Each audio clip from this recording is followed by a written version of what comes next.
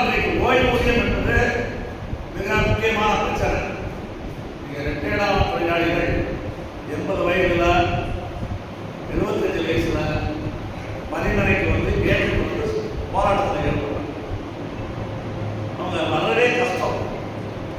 அவ்வளவு கஷ்டமான சூழ்நிலையிலே கூட ஏன் அந்த தொழிலாளிகள் போராட்டம் ஏதோ பென்ஷன் வருது, ஆனால் அது அவர்களுடைய வாழ்க்கையை முழுமையாக நடத்துவதற்கு போராடுது. அதிகாரிகள் உட்பட வர்றாங்க. அதிகாரிகளே கூட நீங்க வந்து மனிதன் பொதுவாக நம்ம நாட்டில் சம்பளம் வந்து 3 விதமான சம்பளம் இருப்பதாக இருக்குது. அதில் 2 வித சம்பளம் தான் இப்பொழுது கிடைக்கின்றது. 3வது சம்பளம் இது வரைக்கும் யாருமே பார்க்கல. முதல் சம்பளம் தேவைக்கு ஏற்ற ஊதியம். யாருக்காவது தேவைக்கு ஏற்ற ஊதியம் கிடைக்குதா? யாருக்குமே தேவைக்கு ஏற்ற ஊதியம் கிடையாது. ஏஎஸ் ஆபீசரா இருந்தாலும் லட்சக்கணக்கில் கோடிக்கணக்கில் சம்பளம் வாங்குற ஆளாக இருந்தாலும் கூட அவர்களுடைய தேவைக்கு ஏற்ற ஊதியம் கிடையாது. ஏனென்றால் நீங்க எவ்வளவு ஊதியம் வாங்குகிறீர்களோ அதுக்கு தான் உங்களுடைய வாழ்க்கை தரங்கள்.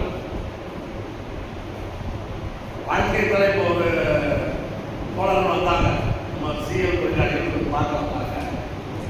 இப்போ சிஎம் தொழிலாளிகள் பார்க்க வரும்பொழுது நீங்க எல்லாம் என்ன வேலை பண்ணுறீங்க அப்படின்னு கேட்கும்போது ஒவ்வொருவரும் அவருடைய வேலைகளை பற்றி சொன்னாங்க. ஒருத்தர் சொன்னாரு, நான் வந்து 108 ஆம்புலன்ஸ்ல வேலை பண்ணுறேன். 108 ஆம்புலன்ஸ்ல வேலை பண்ணுறது எனக்கு பிடித்தமெல்லாம் போக 28,000 ரூபாய் வருது.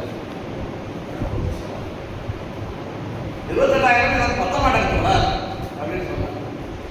இன்னொருத்தர் வேலை சொன்னாரு, நான் சக்திவிநாயகர் பஸ்ல வேலை. சக்திவிநாயகர் பஸ்ல எனக்கு தினச்சம்பளம் 600 ரூபாய். அது 600 ரூபாய் எனக்கு பத்த மாட்டேங்குது.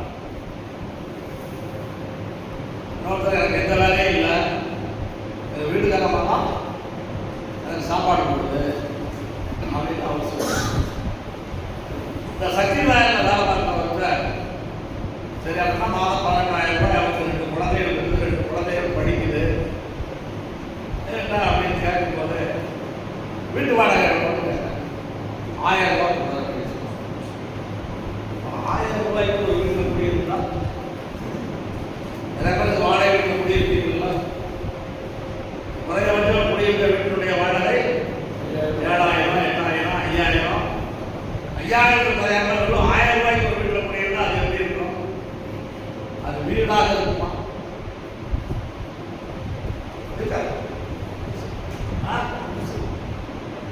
ஏதோ வீடுன்னு அவர் சொல்றாரு, நம்ம குடிசைன்னு சொல்றோம். நீங்க வந்து நல்ல வீட்டில் இருக்கிறதுனால அதை குடிசைன்னு சொல்றீங்க. அவருக்கு அதுதான் வீடுன்னு இருக்கிறதுனால அவர் அதை வீடுன்னு சொல்றாரு. அவர் வீட்டில் இருக்கிறாங்க அப்படின்னு சொல்றாரு.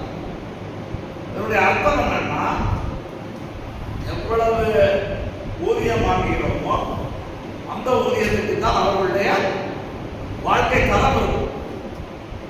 இன்னொரு 10,000 ரூபாய் சார்ந்து சம்பளம் கொடுத்தீங்கன்னு வச்சுக்கோங்களேன், நீங்க 6 மாசம் ஒரு டிஏ உயர்த்துங்க. டிஏ உயர்த்தவுடன் அந்த காசு உங்களுக்கு அப்படியே மிச்சமாகலாம். மிச்சமெல்லாம் ஆகாது. அப்பவும் கூடுற மாதிரி தெரிய ஆகக்கூடாது. அதுக்கு மேல வந்து ஒண்ணும் இல்லை. இப்ப சம்பள உயர்வே நமக்கு கிடைத்தாலும் அது என்ன மிச்சமாகும்? அப்படியெல்லாம் ஒன்று மிச்சமெல்லாம் ஆகாது. எவ்வளவு சம்பளம் வாங்குறாங்களோ அதற்கு ஏற்ற மாதிரி வாழ்க்கையை ஓட்டுவாங்க.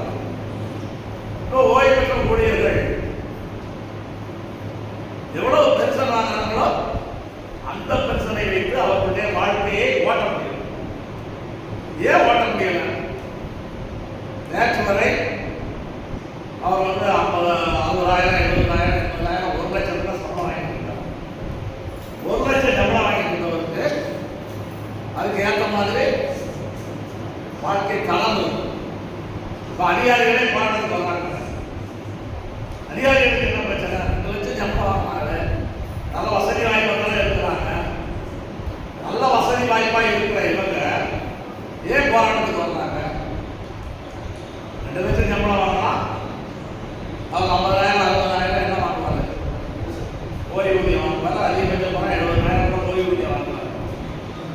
10,000 ரூபாய் ஓய்வூதியம் வாங்குறவங்க இருக்கிறாரு, 70,000 ரூபாய் ஓய்வூதியம் வாங்குறவங்க இருக்கிறாரு. இந்த 70,000 ரூபாய் ஓய்வூதியம் வாங்குவதற்கு என்ன பிரச்சனைன்னா, அவர் ஏற்கனவே சம்பளம் வாங்கும்போது எவ்வளவு வாங்கினாரு? 2 லட்சம் வாங்கினாரு. 2 லட்சம் சம்பளம் வாங்கினாரு. அதுக்கு ஏற்ற மாதிரி அவருடைய வாழ்க்கைய அந்த சம்பளத்துக்கு ஏற்ற மாதிரி குழந்தைகளை படிக்க வச்சு, அதுக்கு ஏற்ற மாதிரியான குடும்பத்தோடு அவரு என்ன பண்ணியிருப்பாரு? மகளுக்கோ ஒண்ணு எடுத்திருப்பாரு, இல்லாட்டி பொண்ண. இப்ப அவருக்கு ஓய்வூதியம் வாங்குறாரு. அவருடைய சொந்தக்காரன் வந்தோம்னா அவர் என்ன ஸ்டேட்டஸ்ல இருந்தாரோ அந்த ஸ்டேட்டஸ்க்கு அவருக்கு என்ன கொடுக்கணும்? சாப்பாடு. நான் இவ்வளவுதான் ஓய்வூதியம் வாங்குறேன் அப்படின்னு அவருடைய ஸ்டேட்டஸ அதனால போராட வர்றாங்க. நீங்க ஒரு வாழ்க்கை தரத்தோடு வாழ்ந்து விட்டு எதுவுமே இல்லை என்ற நிலை ஏற்படும் பொழுது நீங்க இல்லாமலே கூட வாழ்வது ஈஸி. ஒன்றுமே இல்லாம வாழ்வது எளிமையானது. இருந்த ஒன்றை இழப்பது என்பது கஷ்டமானது. இப்ப எல்லாமே நீங்க வேலை பார்க்குறீங்க, பணி ஓய்வுக்கு பிறகு இன்னைக்கு 60,000 வந்து நீங்க நினைக்கலாம். என்ன நினைக்கலாம்னா, நம்ம சம்பளம் வாங்கலாம், நம்ம சேர்த்து வச்சிருக்கோம். என்ன சேர்த்து வைக்க முடியும் உங்களால்? ரிட்டையருக்கு பிறகு என்ன செய்ய போறோம்? ஒரு ரிட்டையருக்கு ரொம்ப காலம் இருக்குது நினைக்கலாம். இப்பவே வேலை சேர்ந்து 15 வருஷம் ஆயிடுச்சு. இப்பதான் வேலை சேர்ந்த மாதிரி இருக்கு. இதை பணி ஓய்வு பெறுவதற்கு பெரிய நாட்கள் தான்.